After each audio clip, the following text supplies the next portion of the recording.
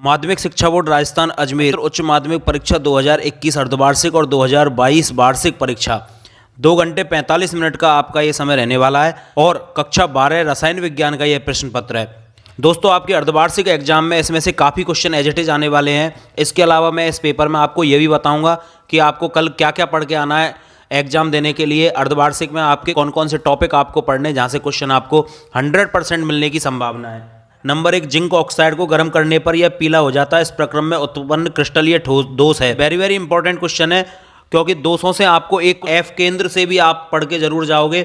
F केंद्र का question आपका जरूर आ सकता है। एफ सेंटर क्या होता है, very very most important question बन जाता है कि SO2 HCl ये किस प्रकार के आपके ठोस हैं। सॉलिड स्टेट से और बात करें तो सॉलिड स्टेट से फिर आपका क्वेश्चन बनता है इधर से चालक, अर्धचालक, कुचालक से। नेक्स्ट दोस्तों, ऑक्साइड अयस्कों का समूह है NiCO का हॉल 4 में निकल की ऑक्सीकरण अवस्था क्या होगी, तो 0 ऑक्सीकरण अवस्था हो जाएगी यहाँ पर निकल की। नेक्स्ट यहाँ पर दे रखा है बाइनिल क्लोराइड में हेलोजन से जुड़े कार्बन परमाणु की ऑक्सीकरण अवस्था क्या होती है, तो डबल बॉन्ड से कोई भी कार्बन जुड़ता है तो उस पर ऑक्सीकरण sp2 होता है हमेशा। नेक्स्ट बात करें तो अगली अभिक्रिया डाइजेनियम साल्ट की है, सेंडमेयर अभिक्रिया ये होती है आपकी। यहाँ पर ब्रोमोबेंजीन का फॉर्मेशन हो रहा है, सेंडमेयर अभिक्रिया है। क्वेश्चन नंबर नेक्स्ट है फिनॉल को सांद्र HNO3। अब फिनॉल आपके सिलेबस में है नहीं, इसलिए फिनॉल का क्वेश्चन आपका नहीं आएगा। एल्डोहेक्सोज मोनोसैकेराइड है, तो ये आपका ग्लूकोज का मोनोसैकेराइड होता है। नेक्स्ट इसी प्रकार जल में विलय विटामिन, तो जल में विलय विटामिन कौन कौन से होते हैं यहाँ पे आने चाहिए। ग्लाइसिन और एलानिन में संयोग से बनने वाले पेप्टाइड बॉन्ड। अब बायोमोलिक्यूल चैप्टर वैसे आपके सिलेबस में हाफ ईयरली में नहीं आएगा, फुल ईयरली सिलेबस में आपका जरूर पूछा जा सकता है। अगले टाइप के आपके क्वेश्चन बनने वाले रिक्त स्थानों की पूर्ति करो, तो हेमेटाइट के प्रकलन हेतु आपको बात्या भट्टी का उपयोग किया जाता है। तो यहाँ पर ये जो खाली जगह दे रखी है इनको आपको पूरी करना है। कॉपर ग्लांस का रासायनिक सूत्र Cu2S हो जाता है। लेंथेनाइडों की सामान्य ऑक्सीकरण अवस्था आपकी +3 होती है। COEN का होल्ट्राइस +3 संकुल में कोबाल्ट की ऑक्सीकरण अवस्था कितनी होगी, तो डायरेक्ट +3 ऑक्सीकरण अवस्था हो जाएगी कोबाल्ट की। नेक्स्ट अतिलघु उत्तरात्मक टाइप के आपके क्वेश्चन है। मैं आपसे पहले ही कह रहा था फ्रैंकल और शॉर्ट की दोस्त से आपसे क्वेश्चन जरूर पूछा जाएगा, ये आपको क्वेश्चन मिलने वाला है। हेनरी का नियम अगेन इंपॉर्टेंट क्वेश्चन आपका बन जाता है। नेक्स्ट बेंजीन विलयन में एथेनोइक अम्ल का डाइमर बनता है, तो यहाँ पर I का मान जो है आपका क्या होने वाला है 1/2 हो जाएगा, और जो बॉन्ड बनता है उस बॉन्ड को बोला जाता है हाइड्रोजन बॉन्ड। FeO + SiO2 मिलकर FeSiO3 धातुमल का निर्माण करते हैं। अगलनीय अशुद्धियों को ये गला देता है। FeO यहाँ पर गालक का काम कर रहा है। लेंथेनाइड आकुंचन का कारण क्या होता है कि F ब्लॉक का जो दुर्बल परिरक्षण प्रभाव लगता है, इस कारण जेड इफेक्टिव बढ़ जाता है और जो साइज है वो थोड़ी कम हो जाती है। एथेनॉल को 413 केल्विन पर H2SO4 के साथ गर्म करने पर प्राप्त मुख्य उत्पाद लिखिए। एनिलीन के डाइएजुटीकरण का रासायनिक समीकरण लिखिए। खंड व में आपसे जो क्वेश्चन पूछे जाने वाले वो थोड़े बड़े हो जाएंगे, लघुत्रात्मक टाइप के आपके क्वेश्चन है। जैसे यहाँ पर एक क्वेश्चन दिया हुआ है, तो बी में परमाणुओं से SCP जालक का निर्माण होता है तथा ए परमाणु 1/3 चतुष्फलकीय रिक्तियों में स्थान ग्रहण करते हैं। ए तथा बी तत्वों द्वारा बनने वाले यौगिक का सूत्र क्या होगा। नेक्स्ट क्वेश्चन है आपका अनुचुंबकत्व व लोहचुंबकत्व में तुलना कीजिए। प्रतिलोम परासरण प्रक्रम का आरेखीय निरूपण कीजिए। निम्नलिखित के आधार पर आदर्श विलयन को समझाइए। एंथैल्पी परिवर्तन और आयतन परिवर्तन। अब दोस्तों आदर्श विलयन में तो ये दोनों ही परिवर्तन आपके कैसे होते हैं, 0 होते हैं। तो डेल H मिक्सिंग बराबर 0, डेल B मिक्सिंग बराबर भी 0। एस्टर का अम्लीय जल अपघटन आपकी छद्म प्रथम कोटि की अभिक्रिया होती है। यहाँ पर अनुसंख्यता तो आपकी 2 हो जाएगी, लेकिन H2O की सांद्रता अधिक होने के कारण ये अभिक्रिया में पार्टिसिपेट नहीं करता है। इसमें बेग का निर्धारण H2O के द्वारा नहीं होता है, इस कारण कोटि जो होती है वो उसकी 1 होती है। न्यूमेरिकल क्वेश्चन है आपका, दर्शाइए प्रथम कोटि अभिक्रिया के 99.9% पूर्ण होने में लगने वाला काल का 10 गुना होता है। ये बुक में आपका एज इट इज क्वेश्चन दिया हुआ है, इंपॉर्टेंट क्वेश्चन है, पूछा जा सकता है आपसे। संक्रमण तत्वों द्वारा प्रदर्शित निम्नलिखित गुणों को समझाइए। परिवर्तनशील ऑक्सीकरण अवस्था, तो दोस्तों संक्रमण धातुओं में NS के साथ साथ N-1D के अयुग्मित इलेक्ट्रॉन भी भागीदारी निभाते हैं, इस कारण ये परिवर्तनशील ऑक्सीकरण अवस्था प्रदर्शित करते हैं। उत्प्रेरक ये गुण ये दर्शाते हैं क्योंकि इनके पास वैकेंट d ऑर्बिटल होते हैं, रिक्त कक्षक उपस्थित होते हैं। परमाणु क्रमांक 26 वाले तत्व, परमाणु क्रमांक 26 किसका हो जाएगा आपका Fe का, द्विधनात्मक यानी +2।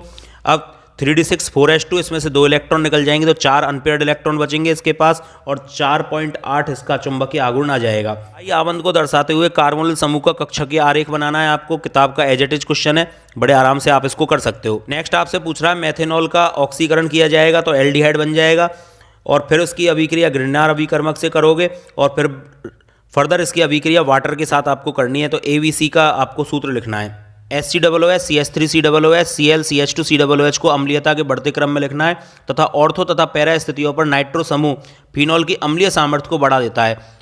ई पार्ट का अभिक्रिया की कोटि को परिभाषित कीजिए। शून्य कोटि अभिक्रिया के लिए समाकलित वेग समीकरण व्युत्पन्न कोटि और शून्य कोटि अभिक्रिया का मात्रक आपको जरूर याद करके जाना है, क्योंकि अभिक्रिया का मात्रक इस चैप्टर के इंपॉर्टेंट क्वेश्चनों में से एक है। यहां से आपका अगेन क्वेश्चन बन सकता है, अभिक्रिया के वेग पर उत्प्रेरक का प्रभाव को दर्शाने वाला ग्राफ आपसे पूछा जा सकता है, आर्यनीय समीकरण आपसे पूछा जा सकता है। विलियन चैप्टर में से आदर्श अनादर्श विलियन इंपॉर्टेंट क्वेश्चन है। आपको मैं 100% तो नहीं पर 99.99% कह रहा हूं, आपकी कॉलिगेटिव प्रॉपर्टी जो अनुसंख्यक गुणधर्म है वहां से एक न्यूमेरिकल आपका बन के जरूर आ सकता है, तो आप उनके न्यूमेरिकलों की प्रैक्टिस जरूर करके जाएं।